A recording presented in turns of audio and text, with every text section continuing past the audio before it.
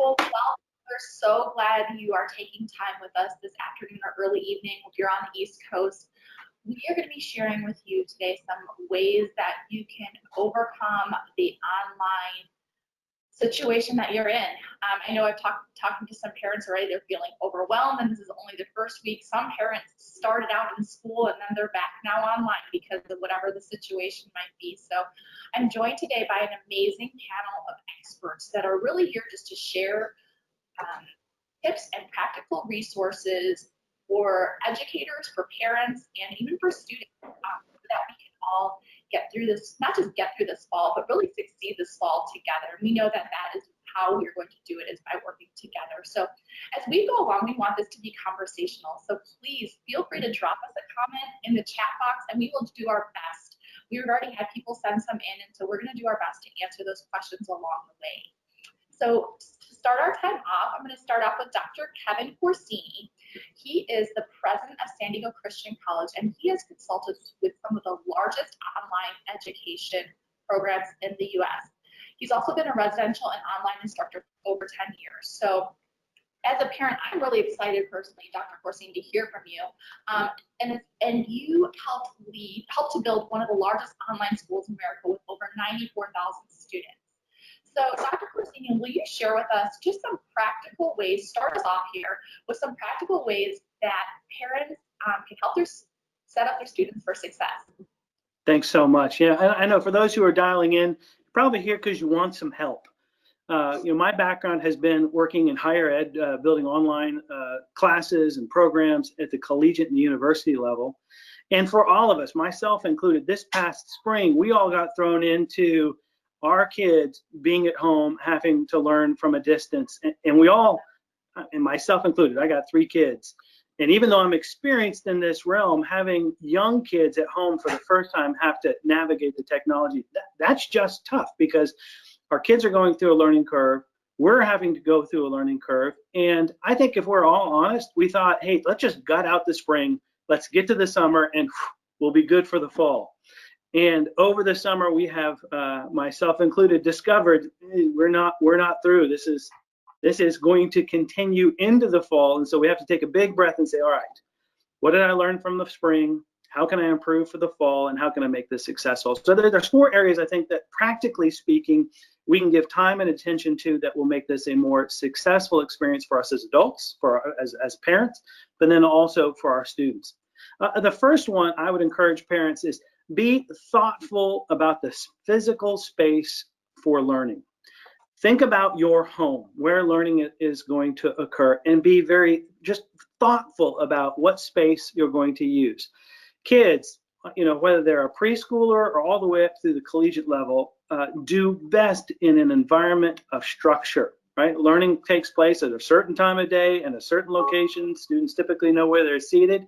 Even at the university level where you don't do assigned seatings, what do you see? Students come in and they sit in the same spot every single time, right? For those of you who go to church, right? You go to church, probably sitting about the same spot in that congregation each and every time because we're wired for structure. So think about the physical space in your home. Where is learning going to occur? Is there good natural sunlight? Have you removed distractions, right? Is it a spot that your student is comfortable? Is there going to be traffic, walking behind you left and right throughout the day? And do your best. We all have different physical spaces that we're working with at home for learning, but each and every one of us can be very thoughtful to make it the best space for that student. So be mindful of that. Come up with a very intentional plan of this is going to be the learning space we're going to use. And we're going to clear it. We're going to make whatever adjustments we need to make that successful. So first off, be thoughtful about your physical space. Secondly, be mindful about your emotional climate.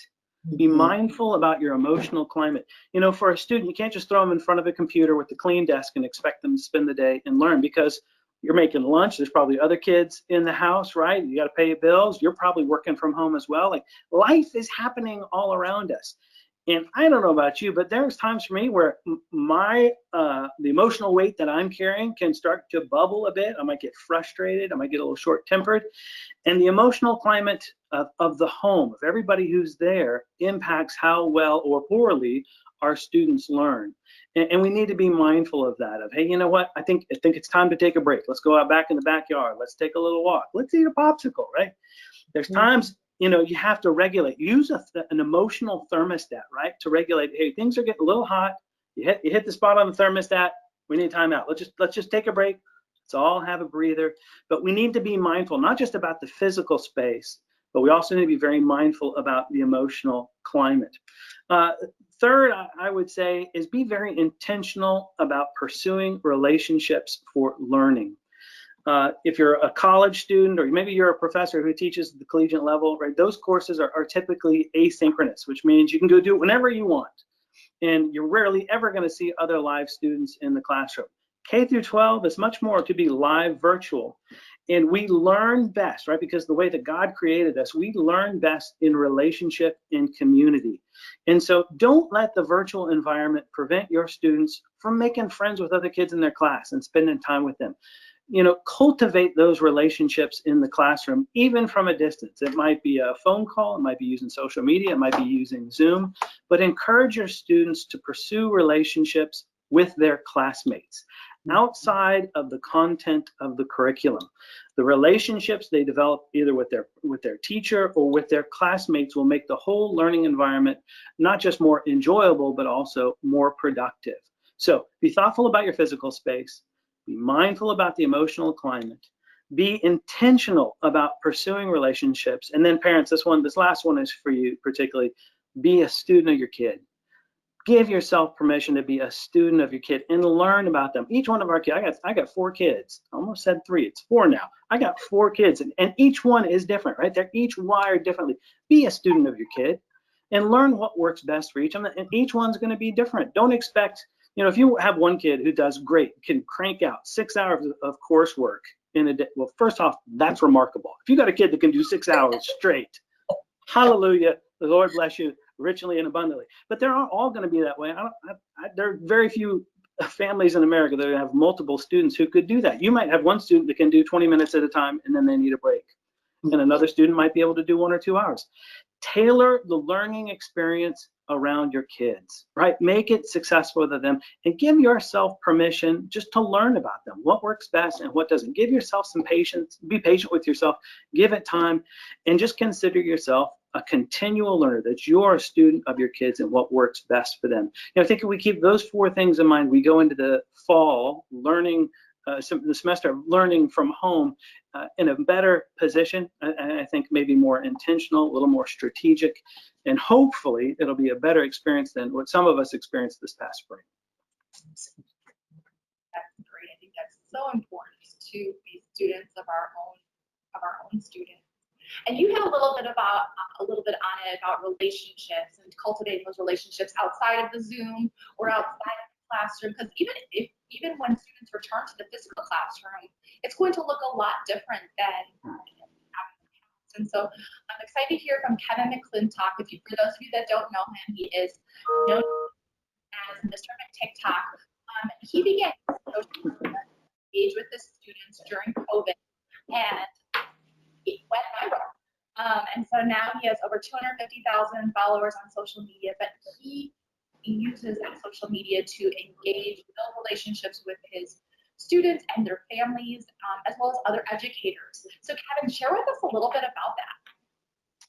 Yeah, so I started on social media to engage with my students because I'm that teacher that dances on desks, does accents, sings, does all sorts of ridiculous things to keep the attention of my students. And when we went into social distancing, that wasn't a reality anymore. And I decided to dive into my students' world and go on TikTok. That was something that I would have never done. I actually did not want to do TikTok or anything. I Instagrammed a picture maybe once every 6 months because I was just like, it doesn't appeal to me.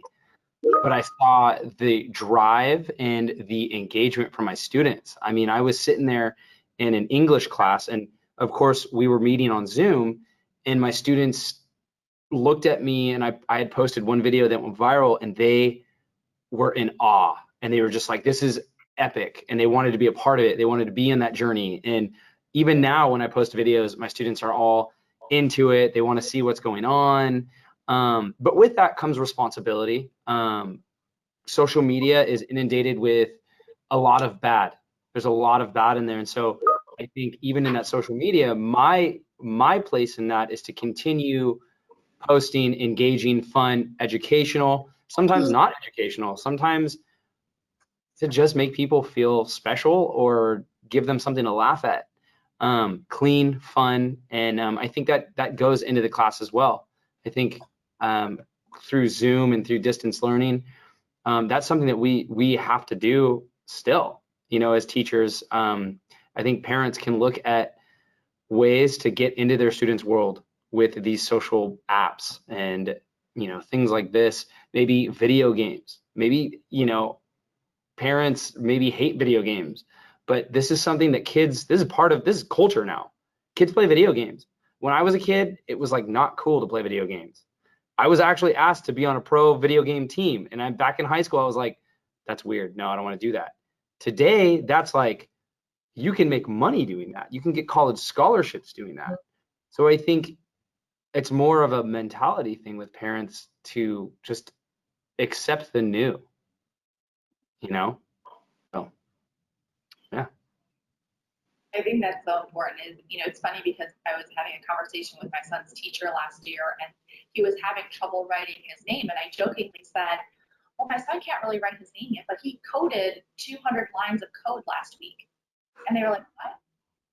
And they didn't know what coding was. And so as a parent, I understand and see the value and significance of coding and how important that will be to his future and hopefully his future job. So I'm a little bit more graceful with the fact that my 5-year-old couldn't quite write his name yet. Amen. Well, and I'm so excited. Thank you so much for those of you that are joining us. Please, we want to hear from you. We want to answer your questions because we know that this is a challenging time for everyone. So drop your question in. You don't have to put your name by it if you don't want to, and we'll answer your questions as we go along. Our next panelist is Dr. Katina Evans, and she is the interim vice president of academic affairs at San Diego Christian College. She such an amazing journey of how she landed there. In addition to being the mother of 2 put herself in law school while living in a homeless shelter. And she's going to share with us really how to overcome the challenges of this fall and the importance of having a positive mindset. Thank you, Dr. Hey, thank you, Mei-Ling. I think if I can just confess, I feel like we all know each other, even though we haven't met. When I had to go home and work in the spring, when I was forced out of the office and I couldn't be on campus anymore, and I had to work at home while my kids were working, they're both high schoolers, I was not in a good place. I really was not in a good place because as a parent, when I drop my kids off at school, they're in their space. They're in charge of their learning. And then I come to work and I take care of other people's young adult kids, and I'm good with that. And I even have a 30-minute ride to work. I have a 30-minute ride home, so I have time by myself. And being at home with my kids, who are wonderful human beings in their own right, it was really hard being around them all day. And that was a real challenge for me, being around, and it's not that they're not likable, it just threw me off. It really threw me off because I like my life scheduled and ordered, and that really wasn't ordered for me. And I realized that I wasn't putting boundaries in place for myself, scheduling time where I could actually try to mimic that 30-minute ride so I could have time by myself. So that in itself, it was very difficult, and I was trying so hard to make it feel like going to campus that I was failing at it. So I had to look at it for what it was. Here's a situation where my children are working at their schoolwork, so they technically didn't need me to be momming them at that point. My job is to support them in what they're trying to do for education, right? So if they were having computer issues or logging in issues, that was my job. So then I became tech support. So I had to learn my new roles with them, which was challenging in and of itself because I was teaching classes, I was in meetings. I also had to figure out how to communicate my needs as an employee, because all of us are employees unless we work for ourselves. So I would schedule intentional breaks. I would actually write margin into my schedule. I started paying attention to, am I going into meetings back to back to back? And I know that's not mentally healthy for me. And I know that my children were patiently waiting for me just to step out sometimes of my room so that they would have time with me, just to tell me something or something that happened in their Zoom call. So I recognized that I needed to still be available physically and mentally for them. So I would schedule margins in, and then we would share our schedules. So it kind of became like business meetings at the end of a day, like what's on your schedule for tomorrow, or what's on your schedule for the next day. And then sometimes my kid would ask if I would keep my voice down or have my meetings in a different space because she was going to do something. So I gave her permission. So we became colleagues during that part. So we did have to change our roles in some ways. Like we became colleagues. I'm tech support. I'm still mom when they wanted to tell me something funny or exciting that happened in the class. I think one student was swimming, but had his camera on. And so that was really highly important that she needed to tell me after her classroom, Zoom classroom meeting. So I think with all those pieces, it's nothing close to living in a homeless shelter and going through law school. Is not the same. But I feel like in these situations, as a single parent, parenting two teenagers who, as we know, teenagers, sometimes they'll act like they don't need you. And then other times they need all of you. So, and it's not consistent. And I'm thankful to be able to work in a place where I can build in my margin for myself. And I think maybe a good practice, I think, for those of us who need to go back into work and work full time, is to really have this type of conversation with the people at work, with our bosses, to say, what does your life look like? What kind of space do I need to give you? Do I need to give you more time to answer an email? Is it not realistic for me to expect you to answer an email really quickly? So even working with your colleagues and your boss to even because if you don't tell people what you need, there's no way they are going to know what they need. And I believe that we all want to see each other succeed. I do really believe that we all want to see each other succeed. I want my kids to succeed, and they want me to be successful at work. So once we started doing that, and I tried to stop making it feel like it was our routine and decide like, hey, we're gonna have to play different roles for each other, it took some of the stress off of it. Katina, I think you bring up such a great point of wanting to see everyone succeed and how communication is so key to that. Because if people don't know what's going on in your home, or they don't know the different dynamics, they can't help you. You share a great example of when you were in law school and how you had to bring your kids to class. Can you highlight that for us? Okay, so first of all, it was extremely scary to me. My kids, by that time I'd become a single parent, and my kids one was in like a Head Start, and the other one, I think she was in kindergarten. And their school was closed for a reason, and I saw the under schedule and I panicked, because I didn't know what I was going to do. And I remember walking up to one of my law school professors and I said, it's okay if you say no, but my kid's school is closed and I don't know what to do with them. I was like, and I need to be in class. Because bottom line, in law school, you can't trust anyone else's notes, because you're always in competition. So he took the pressure off of me. He said, oh, I used to bring my kids to work. He's been a professor for years. He said, I used to bring my kids to work all the time. I said, well, and then he started talking about his experience bringing his kids to work. And so I had to talk to two other professors. And one of them was younger. And he said, I remember going to work with my mom. My mom was a professor. And I was like, oh. And then the third one, she was like, absolutely. So when I brought my kids in, she actually made everyone move. I was so embarrassed. She made them move out of the way to make a space for my kids so that they could sit and do art and everything. I was like, oh, I really didn't want that much attention on that. But it was, if I didn't ask, I wouldn't have known. And they were ready to say yes because they wanted me to succeed. It goes back to wanting people to succeed. But I was stressing over that for the longest time. I thought, would they think I'm not serious about my education? You know, because I need to bring my kids, you know, to school with me. And, you know, and did that look professional? But they did. They had a great time at school. They walked, they took pictures outside of the school. So they were as much a part of my journey in law school as, you know, as that they became a part of that. And I remember someone asking me whose kids were with me. Why would I bring anyone else's kids to school with me? So it's even that. So there were people that didn't realize I was a mom. And it just put it in context, but it brought me closer to my professors. Actually, that made it easier for me to ask them other questions because now it normalized our relationship. They were parents, I'm a parent. And that honestly took a lot of stress out of me even being in law school.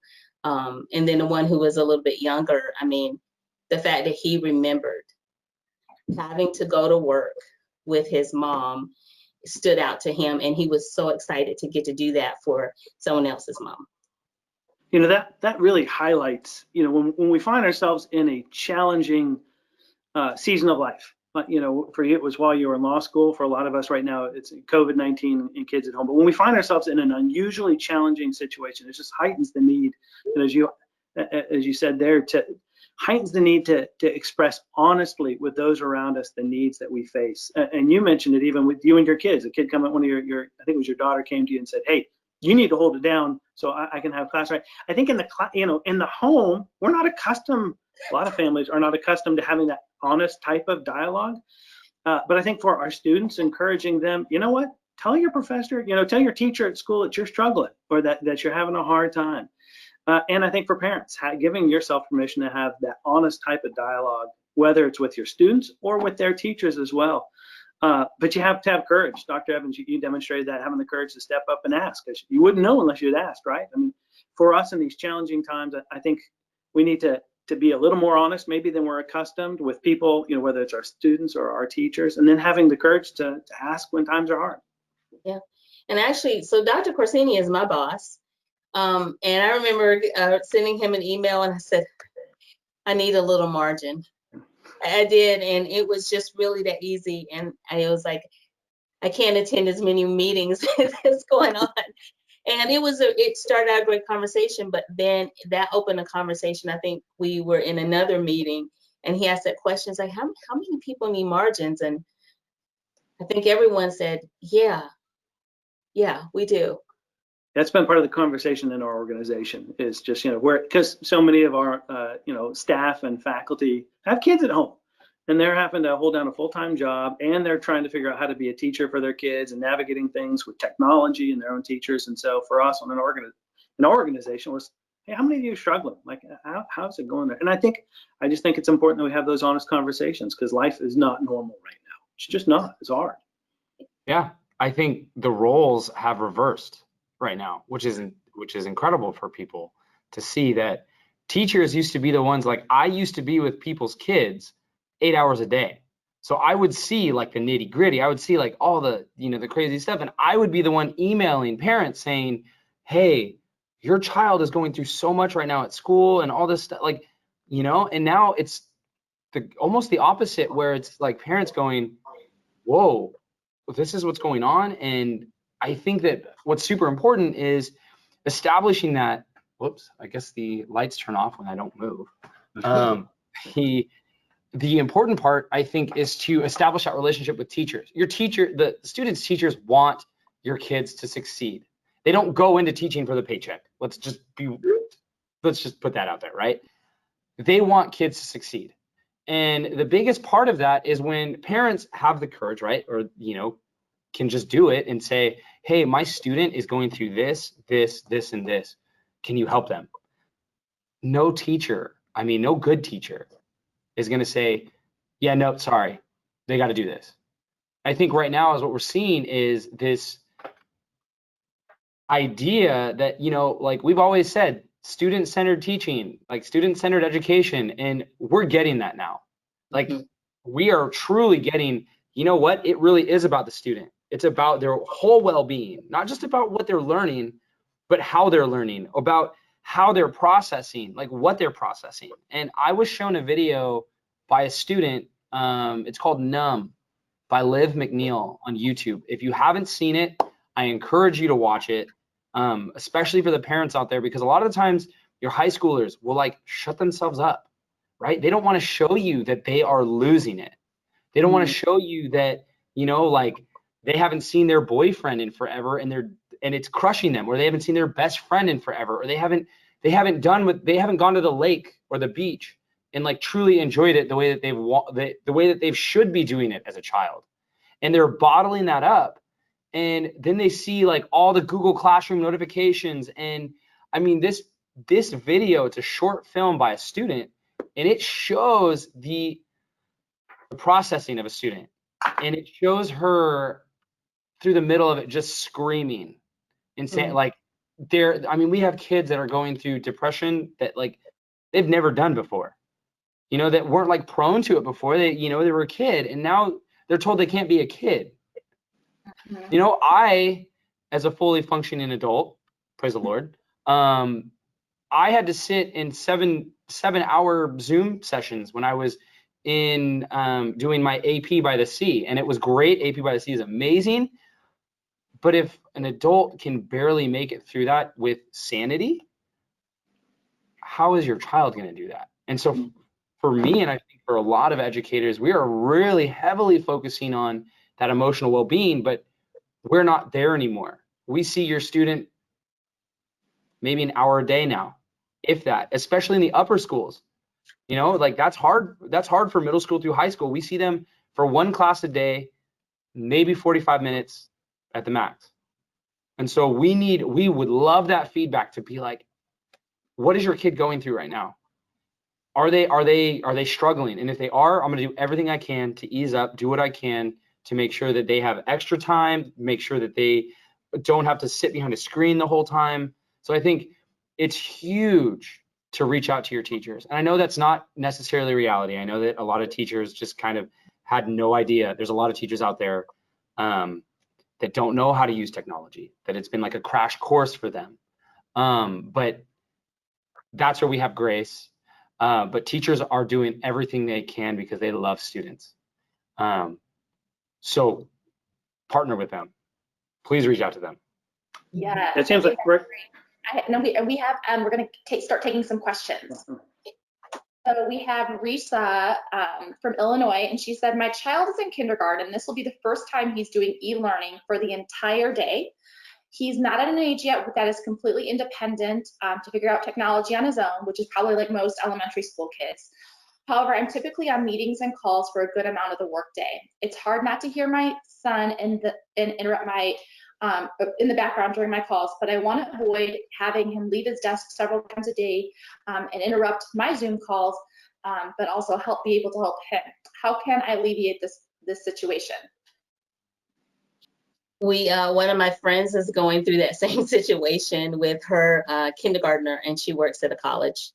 So they practice. She set up his space, and last week they simulated class.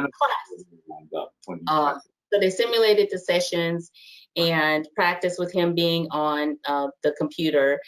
And so I think it was really successful. I think what would be interesting as I'm listening to that question, one day one of my daughters wrote a note to me and slid it under my door. She could have texted me, but she slid it under my door. So I'm wondering for this parent if it'd be great activity to create some signs and symbols on cards to let the student express what his or her need is for that moment from the parent, right? So the parent is still engaged in that call, probably needs a headset so they could be a little bit mobile and receive that notice under the door. And it could be, well, if you send it under and I can get right back to you, then I'll send you a blue card. If you need to wait for a few more minutes, I'll send you a green card. So even letting that student decide which colors or shapes they like to use to get a message into the parent while they're working, I think empowers that student. They know they've been heard. And then plan on, if now you're stuck and waiting on me, what kind of things can you do on your own in your space? And that gives them permission to get up from the computer and go do something else. And it could be a craft or an activity, but we pre-plan, just like you kind of pre-plan, not chaos or the tragedy, but you just think through those. When this happens, what are we going to do? When this happens, what are we going to do? And it lets that child know that they are important, that they're heard. And I think that they would like the fun part of being able to like send messages, to their parents, unless they are tech savvy and they have a cell phone. I actually don't know. So if they're tech savvy and they have a cell phone, maybe it's setting a group of emojis that you're going to use back and forth with the parent. And I think that will be really fun and interesting and creative, and may give that child that sense of, I've been heard. I know I can go do this activity until mom comes back or dad comes back to engage with me. And I've even heard of some parents doing something as simple as using, I know a lot of kids these days have Bluetooth headsets, which makes it easy for them to get up, wander around, and still be wired in, and say, I'm plugging you into the computer, and it holds them there, right? It tethers them to a space because they can't be hands-free. They got to be plugged in and stay in that spot. But what you highlight is that we have to create new norms, right? We have to teach our kids and create new norms in the household, and create those expectations that they provide some structure, but also provide expectations. And for a kid, they want to know, again, what you said, that they've been heard, that they can get help, they can get access to a parent when they need it. And as long as they know, hey, I know if I use the green card, I know that it's this particular time. If you provide those expectations for a student, it creates a much more secure environment for them to stay put in that learning environment and know, hey, mom or dad's just around the corner, and in such amount of time, I know I'm going to be able to touch base with them again. I think building that structure too alleviates you, because the last thing, like, I remember as a child, I always wanted, my mom was a single mother, and I was an only child, so there was a lot there, right? I was my mama's boy, and I always wanted to please my mom. And I remember going to my mom's work and all that stuff, and I remember like messing around at her work, and she'd get mad. She's like, what are you doing? This is work. Like, this is where we're supposed to work. And I would be like destroyed. I'd be like, I can't believe I let my mom down, And I think kids too need to see your reaction. Like, obviously you have to have grace with yourself, but I think even looking at yourself going, how do I react to my kids even when I'm frustrated? Because they're going to see that. Like, there's no hiding that. And a lot of your kids are going to react to that. And if they're bummed out and they're telling themselves they're not good, they're not going to be good. And like, so I think with sliding the card under the door and all that stuff is so good to alleviate that, even for you, if you know that your kids are going to annoy you. Like, if you know that's going to happen, I think having that like instant thought of like, what are my kids learning from me right now? Because guess what? Your kids were learning from us for a long time, and now they're learning from you, right? They were learning our mannerisms, which is crazy to think, but they're learning teacher mannerisms. Now they're learning yours. And so I think it's kind of like, you have to keep that in mind. Like, as teachers, we always keep that in mind. We keep our body positioning, right? The way that we walk into a classroom, the way that we talk to our students. This is something that we have to be trained on, because it's like, it's not natural to have to think about that. And so I think that's something that parents will have to do as well. And I think setting up structure is going to only benefit that. Yeah, and I would say, our kids are always watching us. Our kids are always watching us, how we emotionally respond, our actions, and take the opportunity as you create those little systems in place to flip the role, walk in and slide the green card to your student, right? Demonstrate the sort of activities you want them to display in the home, right? Take on that role and say, hey, see, I'm doing this as well. And again, that just serves as a model and creates expectation of, I'm living inside these rules as well while we're in this space. That's good. We have a whole bunch of questions waiting on hand, so I'm going to do some lightning round. I'm just going to have each one of you answer one question, so that way we can make sure that we try and address all of these questions. You guys have been doing great. I think you have there's so much to say. Again, if you are watching and you have a question, please make sure that you send it to us. We are going to try our best to answer them. Dr. Corsini, I want you to answer this one. Jan asks, my grandson has learning disabilities. He has difficulty being able to maintain his attention on the screen. Do you have any suggestions for helping him to be able to focus more? I think that's a great question, because I have a lot of friends whose kiddos have learning disabilities that are very, very apprehensive and nervous about this online learning situation. Absolutely. And so someone with special needs, particularly one who's a student who's having a hard time focusing on a screen, you need to tailor expectations with that student to their capacity. So it could be starting out with, hey, we're going to take 5 minutes. We're going to take 5 minutes at the screen. This goes back to, you got to be honest with your teachers and ask for their help and ask for their support. And it could just start by, hey, we're going to spend 5 minutes at the screen for, take 10 minutes off, 5 minutes at the screen, 15 minutes off. Tailor the learning environment to the student and to their capacities, whatever they can handle, and be okay with that. And tell the student, hey, it's okay if we can do 10 minutes at a time and then take a break and come back for 10 minutes at a time. But tailor it around, their abilities and what they're comfortable with. And then over time, try to increase that if possible. And if not, again, reach out to your teacher and let him or her know, we can only do 15 minutes at a time and it's going to take us additional time, and we need that extra time. But don't put undue pressure on a student to do more than they can handle. That's just going to escalate the emotional climate of the home. It's going to decrease their ability to learn, and it's just going to be counterproductive. So tailor it around their abilities and what they can and can't do. And don't be afraid to reach out and ask for help. I think that's great. That's great advice. Kevin, Chelsea asks, what are some of your best break ideas during remote learning? Break ideas. I'll make, okay, so some things I think that are fun are, they may not necessarily have to be educational, but they get kids' minds moving, right? Like we'll create memes together. And that's something that's super fun, right? For kids, because they live in like this meme world. And if you can get kids to start brainstorming, like maybe even in a break, go, okay, what did we just learn about? Well, let's make a meme about it. And I think having kids do that and make a meme, I'm super big on TikTok, and that's a place where there's some people that really love it, some people that don't, but make fun videos, like do things that are creative that you can go back to and have go, ooh, okay, how can we change that? And I think it becomes educational in that way, in that it doesn't seem educational. I think almost a lot of the time I feel like we are performers as teachers. We're almost tricking kids into learning. That's like what we do a lot of the times. And we want to foster that love for learning. And so even in those breaks, you can do something that may not seem like anything, right? But it really is. It doesn't necessarily have to pertain to the class, but I think doing that also helps. I think doing that is way more beneficial because they're now starting to retain the content, even though that's not your main focus. So little things like that. I mean, and then if you want to get like rambunctious or something, like get them up, have them count, or do something like you can have them like compete against them in something, push-ups or sit-ups, and like have them count, and then you can do it.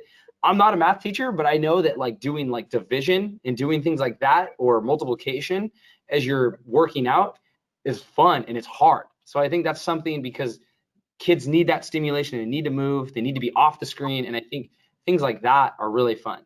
Write a song, like there's all sorts of stuff that, I mean, think about what you liked to do as a kid and then be like, let's try it. So it's so true. I was a camp counselor for over a decade. And so when everything happened in the spring, I started tapping into a lot of my camp experience. And just like you were saying, Kevin, I was like, okay, we're going to do math. Because recognizing that my son is a kinesthetic learner, right, that he enjoys most boys are like physical activity. So I said, okay, we're going to go for a hike. Give me a 5 + 2. What's a 5 + 2? We got 7 steps up. Okay, but they had to figure that out, and then we had to do that hike. So it was like this little puzzle for them. He's only 5 years old. So, but yeah, exactly, like doing division, making that math creative, or having them do. We've been doing like little camp cheers or little camp songs and things like that. And it's like, okay, God, I can see why you gave me this experience as a camp counselor for years, and now I'm getting to tap into it and use it to teach my kiddos. We have Dr. Evans. We have another question from from Randy in Ohio. He asks, how do you handle socialization for students during a pandemic? And just so our viewers understand, here in California, we're based in California, so right now everything is pretty much, everything needs to be socially distant. So we can only speak on behalf of what we're experiencing here, but obviously everyone across the country is joining in for us. Absolutely. My one of my daughters has done board game club. with her friends, and I was so confused. So she had to explain it to me a few times. But I guess there's a digital board game, so it still mimics the board game because they have board game club at school. And she's the wild one. No, but they did board game club at school, and so her friends, like, they'll just randomly do board game club, and it's fun. And my younger daughter, who's a sophomore in high school now, I guess Netflix does you can watch a movie together. And so she and some of her friends will watch a movie together. But my job, I buy popcorn, I buy the snacks. So the way I support that is what do you need? Where are you sitting? Do you want to stay in my room and do it? Try to get the pillows and all that really comfortable for them, and try to mimic as much of a movie environment as possible, right? So they've been doing that. That's about as much as we can do with where we are in California presently. And I've relaxed the rules quite a bit on the technology and texting with their friends. But it's been fun because they do engage me in that conversation. So there's a series we're watching, and one of my daughter's friends is going to watch it with us. And so I get to be involved, and I'm really excited about that. I don't really know what's going on, but they've got me involved, so I'm in it just because I can be. So, it's just fun. When I offer suggestions, they don't take any of them. So if they come up with an idea, I'm all in, and I try to support them. So, but I think that's as much as we can do. And sometimes I'll just ask them about if it's something peculiar about one of their friends, like one of their friends has a little brother. I was like, has Jasmine killed her brother yet? No, but she's on the edge, right? So, so I'll remember the stories they usually have about their friends, and I'll ask that, has Hadid's mom cooked, chicken, because she's really great. So just try to remember those experiences they would come from school with, and try to get them engaged in that kind of normalized conversation with their friends, and still being, just involved in that level. Awesome. Dr. Corsini, this is from Ethel in Illinois. She asked for households with two parents that are both working from home, that both have lots of calls and video meetings and no other help at home, and also have two elementary age students that have full-time remote school. Lots of details here, in a good way. What suggestions do you have to continue to be a strong leader at work, balancing work priorities and deadlines, teacher to help kids with e-learning when they are learning new subjects for the first time, and parent to support them emotionally as they go through this new normal of childhood, not being able to play with their friends in person, and still continue fun activities, sports that have been put on hold for safety? Ethel from Illinois, you've got your hands full, no doubt. Well, the first thing that, as I hear that particular scenario, the first thing that comes to mind is tag team. Partner with your husband or your spouse, your wife, and tag team. If you're a married couple, you got two people at home, tag team the approach with your kids. Work your schedule. You're gonna have to go to the next level, scheduling out your day. Who's gonna take kids at what time? Who's gonna schedule meetings at which time? And if you got two there, one's gonna be at work scheduling meetings, and the other one, where possible, is going to be working with your students. It's just going to require a heightened degree of structure, a heightened degree of expectation, communicating expectations with your students. But I also think it's also fair and appropriate to communicate that back to the workplace as well. You're not alone. You're not alone. You're not the only one out there having to juggle these responsibilities. I think it's fair for everyone to be able to communicate the stressors that we're facing at home back into the workplace, to say, hey, listen, I got two kids here. My husband, my wife is here as well working. I can't be a part of that Zoom meeting at 2 o'clock today. Can we bump it to 3 o'clock or bump it to 4 o'clock? I think it's fair to make those requests in the work environment as well, to try to tailor your day around your students' needs. I think by structuring your day, tag teaming with the spouse, it positions you best to be emotionally present and available to your students, and then also to engage with the teachers of your kids. And then I would say schedule in time with the teachers. If you're working in a very heightened, demanding week as far as time, something's not going to happen unless it gets scheduled. So go ahead every week, every 2 weeks, schedule time with the teacher, even if it's just a 15-minute check-in of, hey, how are my kids doing? Are they present? Where can we be doing better? And it just requires that you plan, you work as a team with your spouse, and you regulate and schedule out your week as best as possible. And then at the end of the week, review. When you come to Friday, look back and say, where did we do well? Where did we do poorly? How do we need to adjust? And be patient. Give yourself some grace, and just know none of us are going to get this perfect the first week, right? Or the second week or the third week. Be patient with yourself, give yourself grace, and just try to continually improve through the semester, recognizing those areas you did well in and those that can grow. I think that's so important, the word grace, for your spouse, for your kids, for your coworkers. It was something my mom reminded me of, because I think a lot of times as working moms, we feel like we have to be this superwoman, right? That we have to really excel at our job, and everything with the kids has to carry on. And my mom said to me when everything was happening with COVID, because we did the first 4 months without help. And I'm very honest now that we have my mom and my dad helping my husband and I. That's how I can sit in a quiet room right now. But my mom shared with me at the beginning of COVID, she said, because I was feeling like I had to have all the dishes clean, and we were making all the meals because we weren't eating out. And my mom said, use paper plates. And it was like this huge weight off of my shoulder of, and my husband, and going back to what you're saying, Dr. Christine, my husband and I having conversations. Okay, well, we're either going to excel in work and take care of our kids, but we might not have a clean kitchen every single day. And just being able to talk about those standards and what we're going to be a little bit more relaxed in during this time. Okay, usually we don't watch a lot of TV in the house. Daddy said it was okay to watch a little bit more TV during this time. All those things. We have absolutely. another. Oh, sorry, go ahead. I was going to say, absolutely. Show yourself, I think we all need to show ourselves some grace, be remarkably flexible, and just learn on a week-to-week basis. And try to have fun in the midst of it. I think we have to laugh at our situation, because it's crazy right now. It is. It's just crazy. Let's give ourselves permission just to laugh about it and try to navigate it week by week.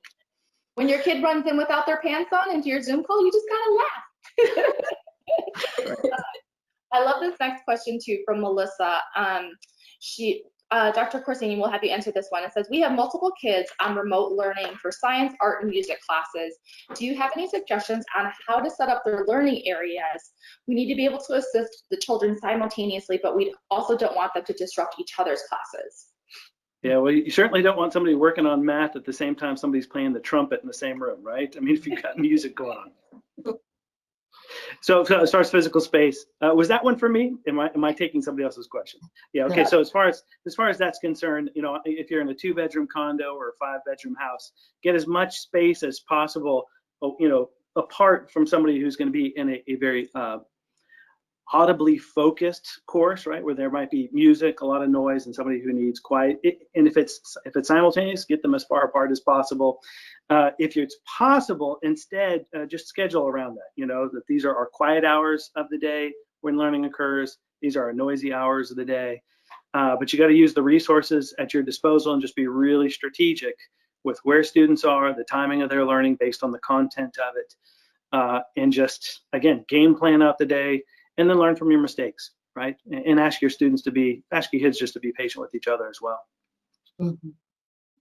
And if possible, I know here, we're in San Diego, and I know we got people all over the country, but here we've got the good fortune, and it's still pretty warm most places. If you can learn outside, go outside, right? Use outside learning as well. I know for me, in my role here, I set up a space for my learning, for my meetings and stuff with work, and it got old after about 10 days, and so then I set up a second spot, and then that got old after about 8 days, and so now I've got about 5 different spots that I use, and a couple of them are outside, right? And I know Dr. Evans because I've been on meetings, and it's beautiful where she is. When she's on a meeting and she's outside, it's like, I wish I was there, because she's way closer to the beach. She's way closer to the beach than I am. But feel free to use outside, right? Create alternative learning spaces, whether it's in the home or outside the home. And if one spot starts getting dull or hard, move. Find another spot. And if you got multiple kids learning at the same time, you're going to want different spots as well. Yeah. Dr. Evans, what are some suggestions for communicating with your boss and coworkers about needing to support your child's online learning experience? And I think I hit a little bit earlier. I think I wait till I get to the breaking point. I should do it a little bit earlier and ask for help. As far as when there are meetings that are back to back, I'll ask that. I was like, look, I have already 2 meetings that are back to back, and I need to be able to step out and check in on my kids, right? So that helps me. I let people who work with me know what my needs are. My needs are quite different because my children are teenagers, but like Kevin was mentioning, I'm a single mom, and so they just spend a lot of time with me. So people receive that pretty well. I also try to communicate as well, like on my lunch hour. So I actually block out a lunch hour, and I don't do emails. I don't take calls during the lunch hour. So when I was physically working from home, we would eat. That would be a time that my kids and they're not doing their schoolwork. We're eating lunch, and we could all be eating different meals. And that's perfectly fine as well, but we'll eat lunch together. So just finding that time that's just for me, just for my kids. So sometimes I would give them 30 minutes of my lunch hour, and then the other 30 minutes I go for a walk by myself, because I know I need to renew my energy, because I've given out everything I could possibly give out. And I want to give out more, but I don't have any more to give out. So I would just walk around the complex really, really quickly, and then, come back in and be ready for the second half. So I kind of break up my days. I was like, there's a first half we're going to get through, and then there's a second half we're going to get through. And I know they would finish before me, so their day would end before mine, and that was perfectly fine. But I had to commit that once I walked out of my room, my office, then I'm done for the day. And I didn't bring my laptop out. I was mindful not to be looking at emails on my phone. And once they got their attention from me, if I psychologically needed to check my email one more time before I go to bed, then I would do that. But if I was too tired, then I wouldn't. So I believe people that work with me know that I might not respond to an email if it's received after 6 o'clock, but they know that they'll hear from me the next morning. I think that's so important, is communicating those expectations and what you're going to be doing. Even before COVID, that was something that I would share with my coworkers. Hey, from this time to this time, I'm on emails, or I'm at the TV station. But from this time to this time, I'm driving my kid to school, or we're getting ready for we're doing nap, or we're at swim lessons. And then then this is my this is the other time block of work that I have. So by communicating that, you free people up to when they can expect a response from you. And I think just being even more so during COVID and sharing it, because I think people have this misunderstanding or misconception that we're home, so now we have all this free time, right? That we're just sitting around watching Netflix all day, or baking COVID bread, or scrapbooking, or whatever that might be. But letting people know, hey, this is what's going on, or whatever that might be. We got one more question and we'll wrap up, but thank you so much for joining us, everyone. Again, if you have any questions, feel free to drop them. We have one more at least. Kevin McTikTok, do you have any recommendations on healthy food options for breakfast, lunch, and snacks that kids can prepare on their own at home without the help of an adult? Yeah, absolutely. I think being a single guy, wanting to be in shape, I do a lot of the same things. Like, I don't want to do like some big thing to clean up later, because I don't have paper plates, which I should get. That's a great idea, Mei-Ling. Thank you. I'll do toast, and depending on, so like toast with peanut butter. I know kids love that stuff, but you can have like almond butter, and you can do gluten-free bread for those kids that can't have gluten. But toast, peanut butter, yogurt is something. They have like Greek strained yogurt, all sorts of things that you can make real quick. Don't be afraid to like start introducing like healthier cereals maybe to your students or to your kids. Like, I mean, they make really, really good cereals. Like, I mean, Special K has one with like chocolate chunks in it, and it's still that much better for your kid than like a bowl of sugar. I mean, lunches, something that I think could be really simple is if you have a crock pot or like an Instant Pot or anything like that, you can actually teach your kids to do this. I mean, it's not difficult. You can be like, I don't know if I want them using a pressure cooker, but all you have to do is prep it and hit it and let it go, right? And I think that having like cooking in bulk, I think allows kids to like when you pack a lunch for them, they can just go into the fridge and grab it. There's ton of healthy alternatives. You can start using, you can start getting Gatorade Zeros instead of Gatorades. They have a lot less sugar in them. They're not as sweet. I actually prefer them over the Gatorades because, I mean, after you down a Gatorade, you kind of feel like, oh, I'm still thirsty because of, all the sugar. But I mean, they have Zevias, they have all sorts of things that don't have a ton of sugar. I mean, if you truly want your kids to start having a better diet, wean them off of sugar as much as you can. And then, I mean, obviously give it to them, like they have even healthier ice cream. I mean, it's not super, super hard to start tailoring everything to be a little bit healthier. I think it's just making that extra effort to maybe shop, and instead of getting the, Captain Crunch, get, the Special K. But at the same time, I mean, kids love that stuff. I'm seeing more and more kids, like more and more of my students are eating protein bars. They're eating apples. They're putting peanut butter on apples.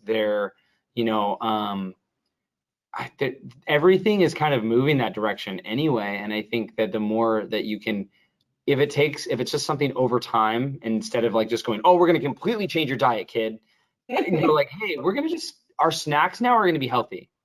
Our snacks we're going to start using our snacks as like, kind of like your test run, right? To get them like dipping their feet in the water. And then you're like, okay, now breakfasts are going to be like that. Maybe, a bagel, like a, whole wheat bagel or something, and peanut butter or almond butter or sun butter. Or, I mean, this is what I'm saying. There's so many different alternatives now. It's not just peanut butter anymore, right? It's not just milk anymore. You have oat milk, almond milk, soy milk. I'm sure there's going to be sun butter milk eventually. I don't know. I mean, there's so many things that you can do to make sure your kids are eating that way. Celery, again, celery with peanut butter will always and forever be legendary. A little bit of raisins on there, so it's like the ant logs or whatever, like the cheese sticks is another one. It's something a kid can grab. And I think having a place where like, hey, if you're hungry, grab this. And then like at least setting that structure of like, if you're in class and you need something to eat, grab this, and then you can make lunch later, or we can make lunch later or something. So what we do in our home, just logistically speaking, is we do meal planning. So my husband has a very, very busy work schedule. And even before COVID, we would meal plan because we're going in 100 different directions. So I write down at the beginning of the week our meals for the week. And he also gets an opinion, what are we doing? And then we food prep on Sunday. We spend a good couple hours either grocery shopping or getting food online, and then prepping. And I have the kids be a part of that as much as they can, whether it might just be helping put the food away, or if they're able to chop, or they're able to put things in. And so instead of spending $6 at Starbucks for egg bites, the sous vide egg bites, we make them in the Instapot. So doing things as much as I can food prep on Sunday beforehand, I try and do that. Cutting up vegetables for snacks and then putting them in things. Something that I'm going to start doing this coming week as we really move to being in full schedule for school is packing our lunches just like we'd be going to school, but they're going to pull that from the fridge. And so packing those the night before, or even what my mom used to do growing up is she just have us pack them for the whole entire week.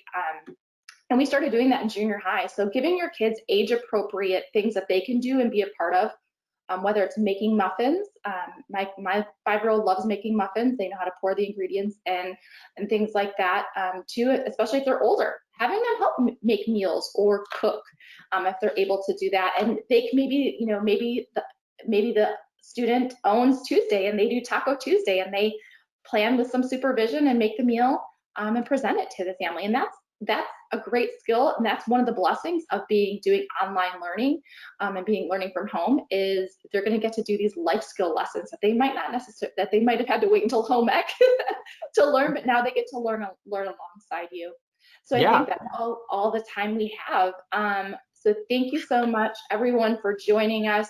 Again, if you thought that this was beneficial, please make sure to share this panel with your friends, with your colleagues, with your other parent friends, with your other educators, and please feel free to follow San Diego Christian College on social media. drop us a comment in social media as well. If you didn't get your question answered, we'd still love to answer it. Thank you again.